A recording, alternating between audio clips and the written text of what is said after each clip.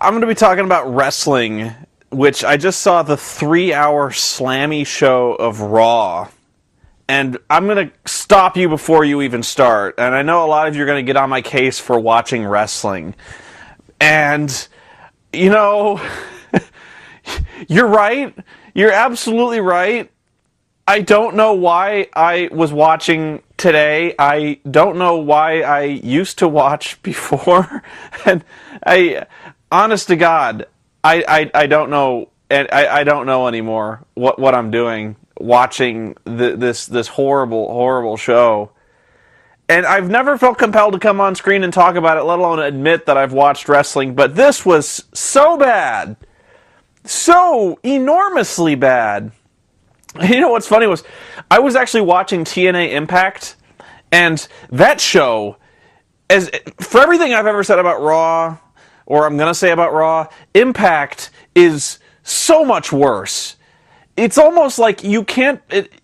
I've seen backyard wrestling shows where people clobber each other with fluorescent light tubes that is better booked than TNA Impact. But let's just forget about that for now. And, you know, there's so much better wrestling that goes on, like even Dragon's Gate or Ring of Honor and stuff like that, but Raw... Have we reached a point now where we just don't care? It doesn't make any sense. Nothing that goes on this show is good or watchable in any way, and they felt compelled. They're like 2 hours was not enough to contain this fucking show. We need to go 3. To think that any asshole is willing to sit through 3 hours of this stuff. My God! Like, it's a wonder I sat through it, and the only reason I sat through it was because I could not believe the car wreck that I was watching going on in this show. And, you know... I can't, to talk about this show, you have to talk about Tables, Ladders, and Chairs, the pay-per-view that was on the night before. I was just reading the recaps, and I can't believe what was going on. I cannot believe how pathetic and tame and just worthless this show is. And I think it all starts with, for some reason now, they've become so afraid of violence on their wrestling show that for like 2 pay-per-views in a row now, they have had to stop a match. Just stop. Cold. When a wrestler has started bleeding. I remember the Iron Man match between John Cena and Randy Orton, and we're going to come back to that, where Cena gets busted open over the eye and he's bleeding. They're like, no, stop the clock, stop the match. We have to sew this up. So they glue his head shut. And so there's a ladder match between Christian and the gold standard Shelton Benjamin, in which Christian accidentally, like, gets a cut under his eye. Stop the match. Stop. They have to stop the bleeding in this match before we can proceed. This is so unconscionable to me. Like, what is the crowd supposed to think? Just for years, from the beginning of wrestling, from the beginning of time, we've seen blood in wrestling matches. Wrestlers gigging has been to think we're just not doing it anymore. Is unbelievable. Oh, sorry. Drop my mic here. But, like, Ric Flair, one of the biggest legends in the wrestling business, he would cut himself every night. If you actually get a close-up of Ric Flair, his face is like this wasteland of scar tissue. And, like, we're not doing that anymore. Nothing. No. We're not going to have people get hurt on the wrestling program. And, it just slays me. I think what really killed me about TLC was the match between Batista and The Undertaker in a chairs match. And you know what? I don't even think they've ever clarified up till now what a chairs match is. Like, I get that it's a match with chairs, but I don't think anybody was really clear on this. Like, was that it? Okay, so during this match, Batista gets the win by, I think the ref gets hurt, or gets kind of mashed in the corner, and so,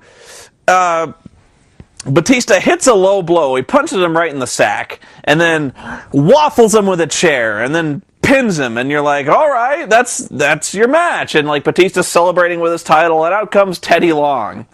And my brother had a big problem with this one because, well, Teddy Long comes out and he goes, you know, this isn't gonna fly like this, player, because chairs may be legal in this match, but low blows are not.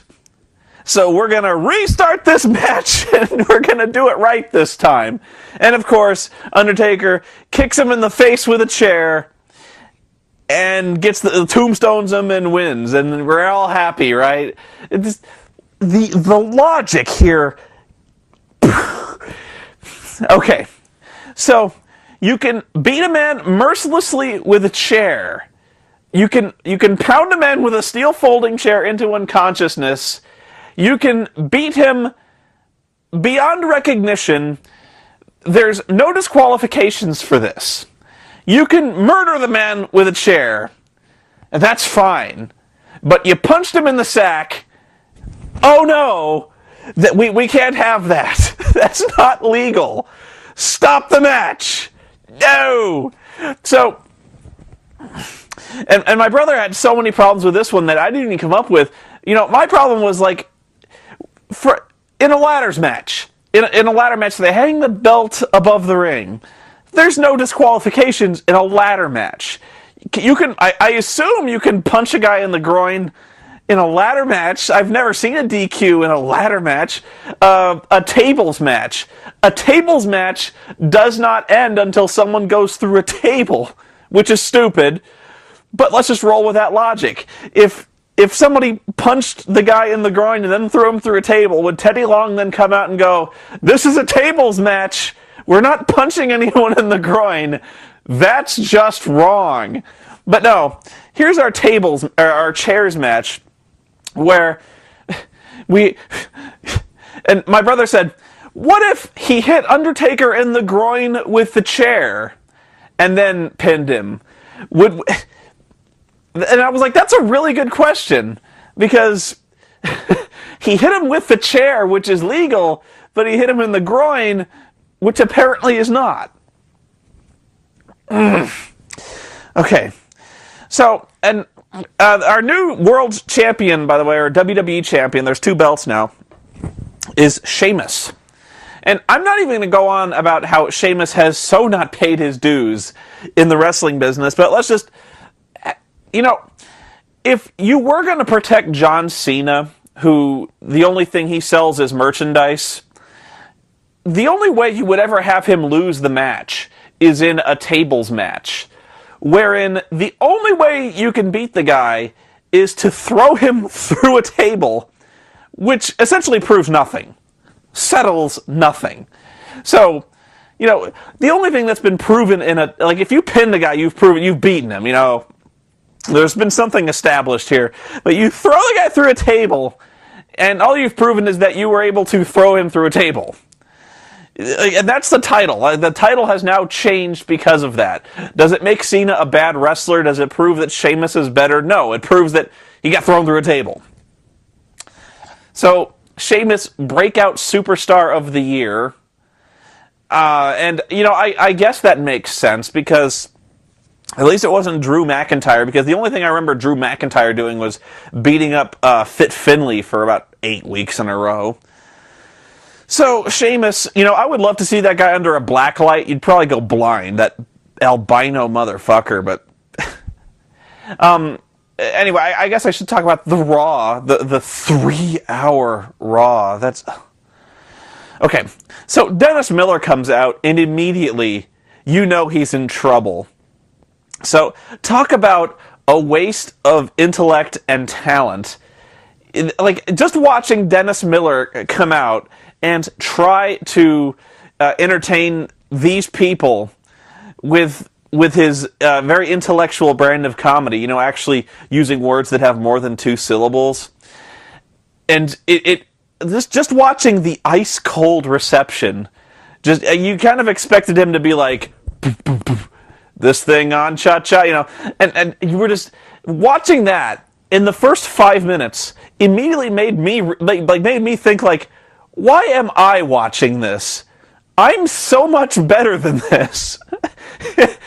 Because, like, if you at all identified with Dennis Miller, you knew that Dennis was just like, why the fuck? Why am I doing this? Why Raw? Why here? I'm about to bring out an 8-foot-tall fucking Irishman who is... He's paler than the skin on my ass. My ass has never seen daylight, and it's darker than fucking Sheamus. And does Sheamus have a first name? Are we really just going to call him Sheamus now? Or is he John Sheamus? I remember hearing somebody botch that. Was it Cole who did that? I don't remember. You'll have to excuse me. I'm so blown away by the assness of this show. But I think where it really struck home to me was we were going to get this by the Tag Team of the Year, Jericho and Big Show. And by the way, other than DX, I would defy you to name another tag team in the WWE, because the tag team division in wrestling has been dead, and has been dead for, 10 years? Like, tag team wrestling is pathetic. God. The very notion that we have named tag teams blows my mind now, because actually, we have more named tag teams than I can remember in a long time, like the Hart Dynasty. By the way, how weak is that connection to the Harts? You have D.H. Smith, who is I think the son of Davey Boy Smith, who was in the Hart Foundation. Not a Hart, but in the Hart Foundation. So you're like, tenuous, but okay. And then you have Tyson Kidd, who was the last graduate of the Hart Dungeon, he's nothing to do with the Harts. So, like, that's your Hart Dynasty.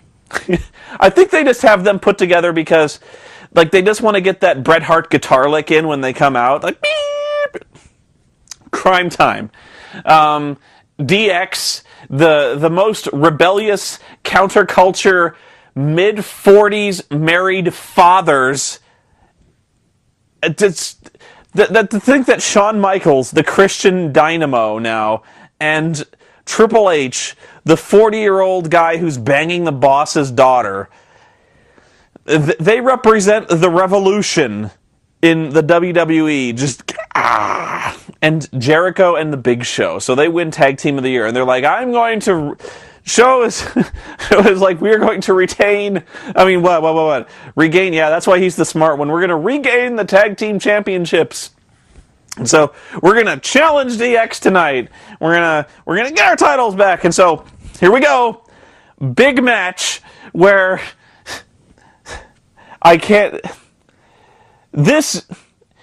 It has to be the worst... I admit I'm biased right now, and this is fresh in my mind, but this is just about the stupidest thing I've ever seen in wrestling.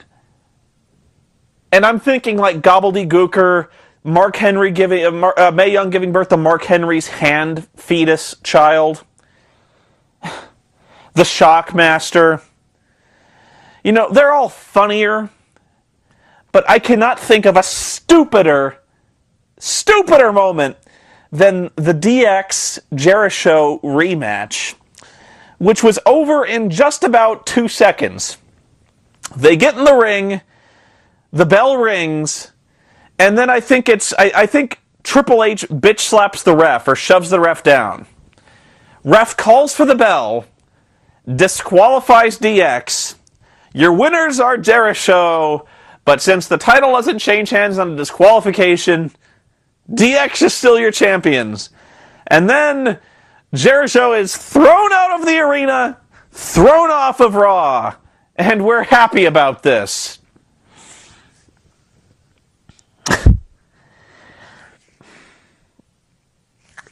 I cannot count the ways in which this is stupid. So we're just basically admitting now. What are we admitting? The tag team division is and has always been and always will be a sham. 2, DX does not give a shit about wrestling. They don't give a shit about money. They don't give a shit about their record. They don't give a shit about putting anybody over. They don't give a shit about the fans. They don't want to entertain people. And they don't give a shit about the wrestling business in general. We're admitting that wrestling matches in general are meaningless because nothing really matters unless you happen to be Triple H or Shawn Michaels or John Cena, because winning in matches doesn't matter. Winning doesn't, unless it's a title match, it doesn't matter. You can just, and if you're the champion, you don't have to defend your title. You don't have to wrestle a match you don't want to. If you're the champion, all you gotta do is push the ref the hell over, get disqualified, and go home. That's WWE. Get yourself DQ'd, and who gives a shit? And we've been doing this for a while. It occurred to me with the whole Randy Orton thing, and damn you for making me remember Randy Orton, because I take great pains to block that fucking wrestling zombie from my head. But for months, he was just trying to get himself disqualified.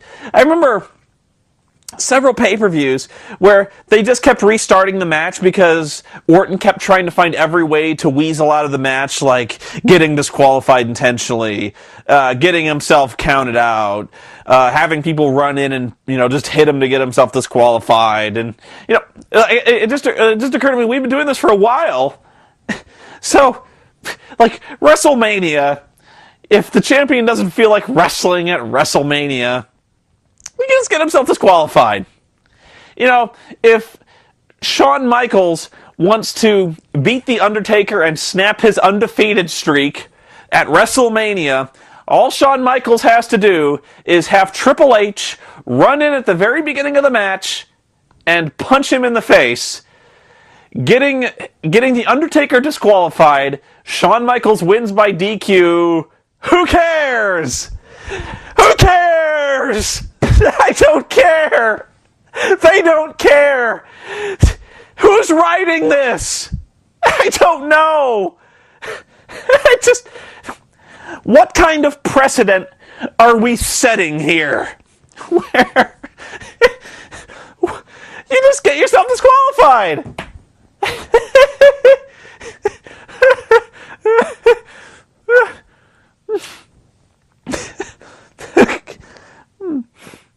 I don't know anymore. Why indeed do we watch this show? Why do you pay for tickets? The matches don't mean anything. And we're just flat out telling you they don't mean anything. Why do you bother? It's all fake.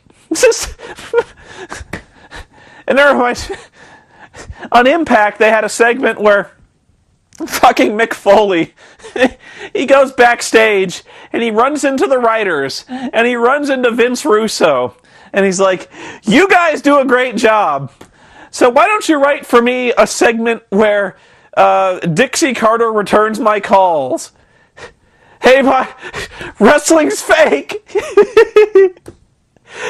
I know that it's fake. You know that it's fake. We all know. But we're watching. We're watching because it tells a story.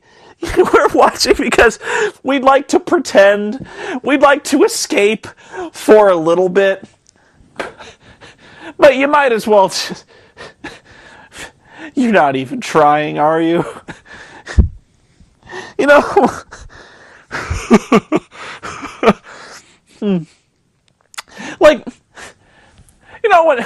When I do my show, I do my fucking stupid show, and something happens in a movie, and you cut away to the movie, to me, with like this really goofy reaction on my face, like I'm watching the show, like I'm watching the movie, where like, you know, we'll need a lot more hemp before we're through, and I'm like, and you're like, ah, that's Spoony, he's so funny, he just saw that on screen. You know I'm not watching that on screen. You know I'm not really watching the movie. It's written, it's scripted, I'm doing reaction shots, I'm acting, acting. But,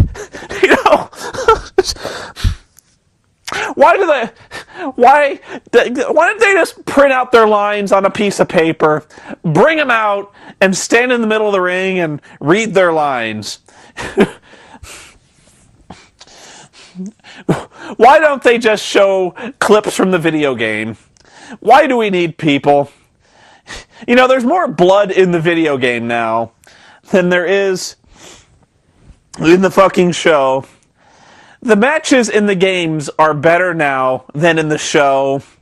You can actually hit a guy in the head with a chair in the game, but no, we have to protect. We can't have blood and violence on the wrestling show, which has been a part of wrestling from Hulk Hogan.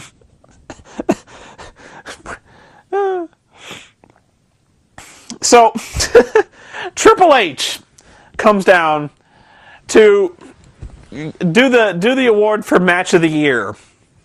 And you're like, talk about a way, like, telegraph, incoming.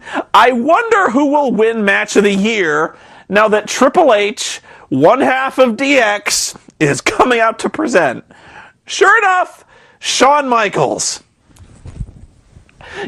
If Triple H had actually said, CM Punk and Jeff Hardy, and CM Punk came out, and CM Punk is like, why are you here? I don't know. You think we're stupid? How goddamn. What other awards were there? Diva of the Year. I was really hoping this would go to like Michelle McCool, just because I would love to see like the worst actress in this show, Michelle McCool or Melina, who.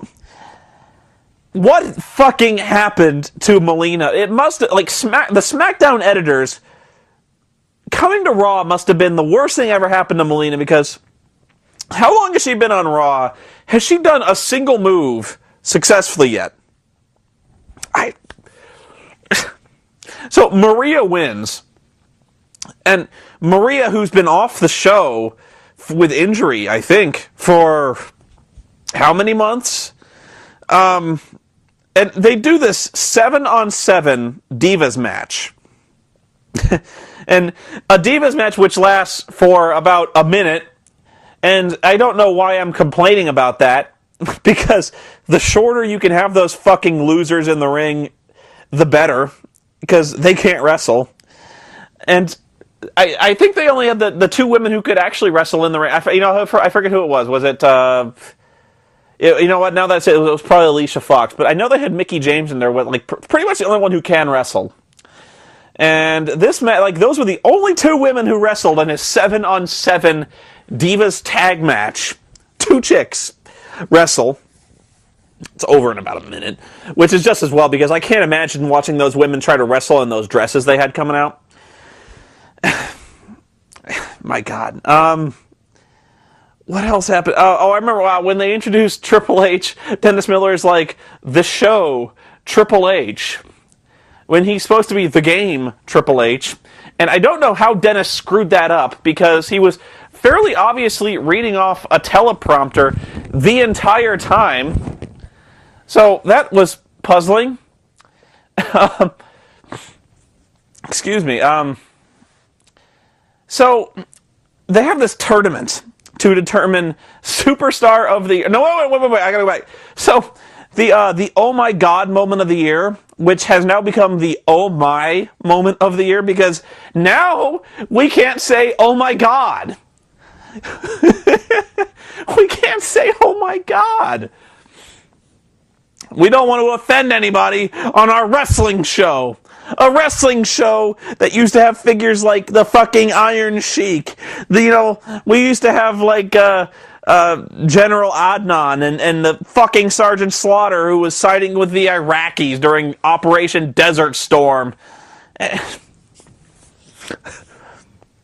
So, the oh my moment of the year, which should have been this whole fucking show, was, out of all the moments they could have chosen, somehow they chose Michael Cole throwing up at the Thanksgiving show.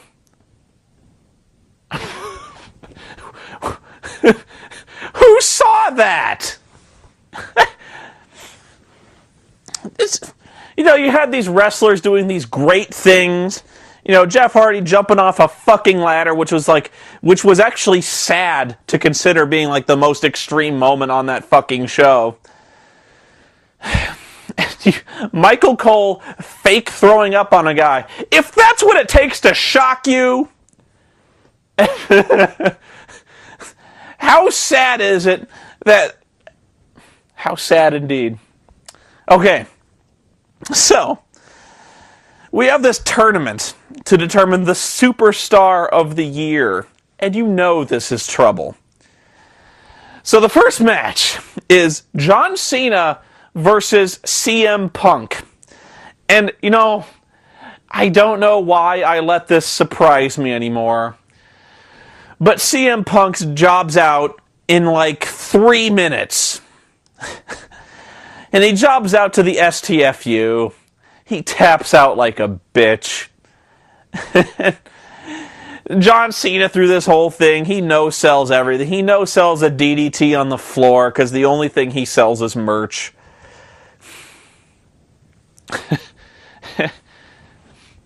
And I went to the STFU, just this no-talent fuckstick is busting out STFs like he's some kind of technical wrestler. It makes you ill. And the fact, what did CM Punk do? I can't imagine. You could have run up. You could have slapped Linda McMahon in the face, and I don't think you could have pissed Vince off. You could have. I don't even know what. What did CM Punk do? When did he become the jobber bitch of the WWE? How far has he fallen? Really? So, John Cena comes back, and he's like, I'm sorry. I disappointed everybody, but I'm going to win my title back, and I'm not going to lose a single match until WrestleMania. And so I thought maybe what they might do, here's me thinking again, was they might do this thing where Cena immediately loses his next match, and he's like, damn it, where he, that's his WrestleMania feud, somebody beats him, The Undertaker maybe, or Undertaker just kicks his ass. And he's like, what am I doing? I've hit rock bottom, and so WrestleMania can be Undertaker and Cena. That might be a good match. But no, we've pretty much admitted now he's not losing a single match until WrestleMania, so you might as well just book it like Royal Rumble, everything. He's winning all the way through. Randy Orton versus The Undertaker, and, you've really got to work for it when you are slower than The Undertaker to the ring. But Randy Orton somehow has done this. I remember there was this match where it was like a gauntlet match or a handicap match where Cena had to face all of Legacy. And it was Cena had to face Jericho and the Big Show and then face Randy Orton. So Cena beats Jericho, but he's all beat up. It took everything he had to beat Jericho. Then Big Show just comes in and just annihilates him. He knocks him out with his fist. He beats him up with a chair, gets himself disqualified, but he doesn't care. He starts ramming the chair into his spine. He's beating the shit out of him. Cena's dead. Just dead. Randy Orton starts to come out, and he comes out so slowly, it literally takes him, and I'm not saying literally, it's 5 minutes of just really slowly walking to the ring. It takes him a commercial break. comes back. He's still coming to the ring. By now, Cena's better. You know, I know at the best of times, Cena wouldn't sell a beating like that for Orton, but, like, to think that you actually gave the guy 5 minutes to recover. So, okay. So, Randy Orton and Undertaker, they wrestle a match, and the only guy who will sell less for a guy than Cena is the Undertaker, because he has to be so protected that he won't lose to anybody. But if you're going to make him lose, you might as well have it be a count-out victory. So, sure enough, it's about a 2-minute match, and Undertaker gets counted out. So, here's where the rock bottom starts. So the finals for the Superstar of the Year. John Cena and Randy Orton, or as I prefer to call it,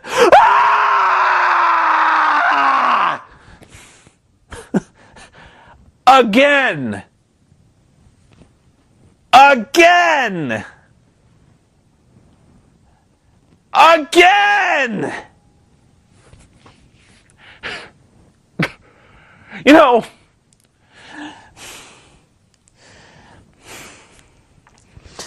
the whole year, every pay-per-view that Raw has had in the last year, the main event has basically been John Cena and Randy Orton for the title. And they have just bounced the title back between these two motherfuckers for a year, if not longer. So, they have a Hell in a Cell, and then Randy Orton wins the Hell in a Cell. And, which should be, Hell in a Cell is where, like, feuds go to die. Where, like there is not a match in the WWE that they consider tougher than Hell in a Cell. But no. John Cena comes back, and he's like, we have to settle this once and for all in the most extreme match we can come up with, an Iron Man match. Because after about 12 consecutive pay-per-views, the one thing people want to see now is an hour of Randy Orton and John Cena. But you know what? We were promised that this was going to be the last time. You know, so the last time we're going to do this, 60 minutes, it's over. Now, I didn't really believe that. I don't think you did either. But we were going to roll with it. We were like, you know what? As long as it's over, I will fool myself into thinking this. Fine. So they do this thing where Cena wins. You know, nobody is stunned. Nobody's shocked. But whatever. It's over. The next week, they come back. Orton comes back. He's like, I don't care. I want Cena again. Now, he doesn't get Cena again. But, like, the story week after week after week on Raw is Orton like, I have to get a title shot against Cena again. How do I do this? So, and you think I'm kidding. No. Like, he goes to Jesse Ventura, who's hosting Raw, and he's like, I want a title shot against Cena. And Ventura's like, I can't let you have that. It's time for Captain Freedom's workout. Ha! You know, like... So Orton keeps pushing and keeps interfering in matches, and finally Jesse Ventura is like, all right, you can be number one contender if you fight in this match. And you're like, again? So, sure enough, tonight, Orton versus Cena again. To think, you know, I'm sorry that I so rarely find myself speechless. I can talk at length about anything. And I'm watching this show. I'm already pissed off about fucking DX getting themselves DQ'd. And then they're like, for our third hour, be sure to tune in because we're gonna have Orton and Cena again. Is it any better than the last time? No.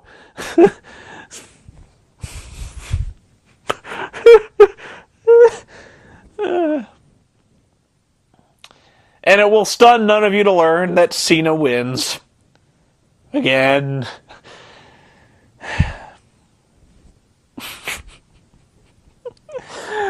I know, I know I'm forgetting half of the stuff that pissed me off during this show. I remember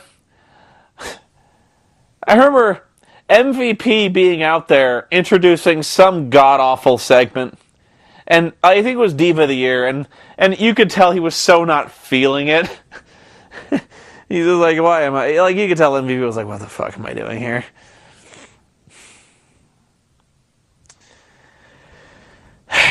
So that was Raw. Wouldn't recommend it. In fact, I wasn't even really watching. I haven't really watched Raw in a long time. And I know it seems like I remember a lot about this, but I wasn't really watching. I was taking my tutorials for my Adobe software. Like, I'm trying to learn this stuff. And I can smell. Like, you can smell the stupidity coming off the screen. And so, like, after every tutorial, I'm looking back going, like, has this somehow gotten stupider? And it has!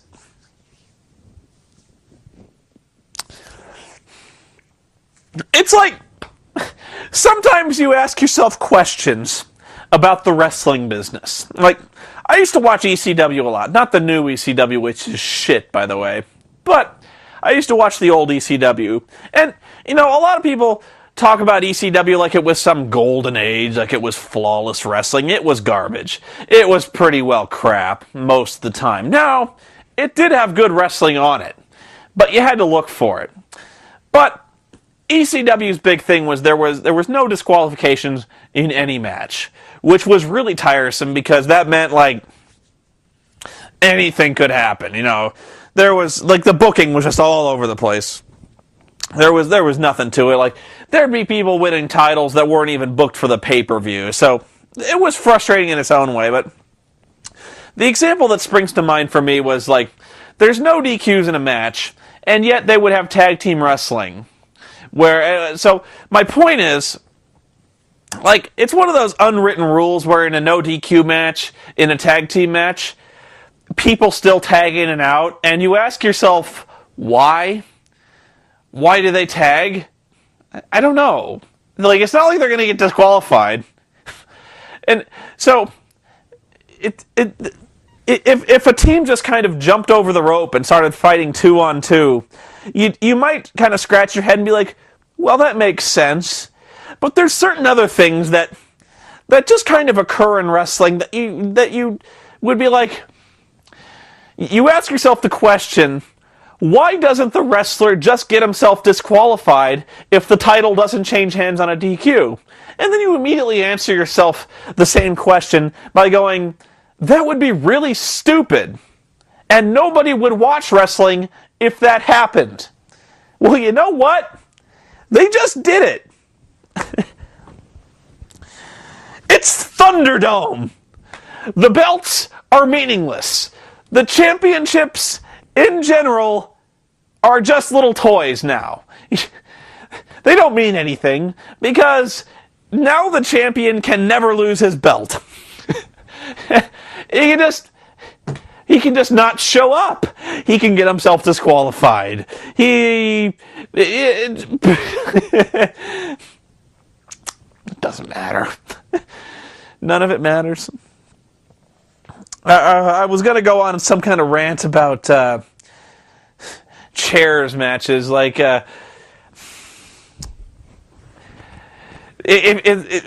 previously in a ladder match, like if it used to be like if somebody got himself disqualified, they'd be like, all right, we'll put you in a no disqualification match, so where you have to win. No, we don't have to do that.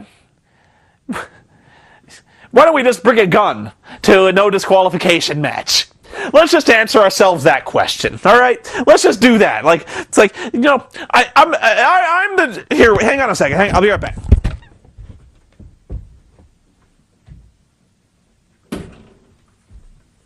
Here. I'm the World Wrestling Federation champion. Right here. And you know what? I don't feel like defending my title. I'm just gonna punch the referee whenever I want. And as soon as Teddy Long comes out and he's like, no, I'm gonna put you in a chairs match.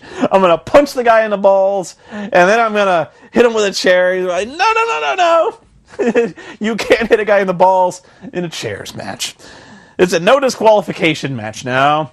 So I'm just gonna take out my 45 and I'm gonna shoot John Cena.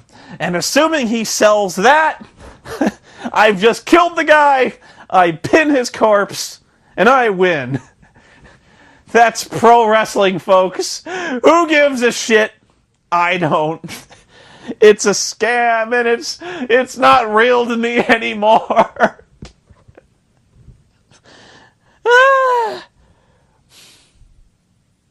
Do you see what this has done to me? And you know what's really scary? I mentioned this before. Hang on. The sad part is, Impact is worse. I know. Impact. I wasn't even watching Impact until recently. And if you think I'm wrecked after this, you should have seen me after I watched last week's Impact, which was not even by far. That was actually one of the better Impact shows last week. Oh my god. You know what? I would almost suggest you watch Impact over this. Because when it comes to bad wrestling, when it comes to bad booking, WWE is just starting. Like, they're just getting used to cranking out shit of this magnitude. Impact has been doing this for about 2 years now. Oh yeah. They've refined their shit into a finely honed craft. And it's only going to get better. Or, it's only going to get funnier. Because Hulk Hogan has just joined TNA Wrestling. And if you think it's bad now, wait till you see Hogan, brother, because we're going to get into legendary territory here. Vince Russo and Hulk Hogan. Wrestling. Yeah. I've probably gone on for about 3 hours now, and I hope it was more entertaining than the 3 hours you wasted on the fucking Slammies. I hope so. I hope it made more sense. I'm going to go drink heavily now, and I may never stop.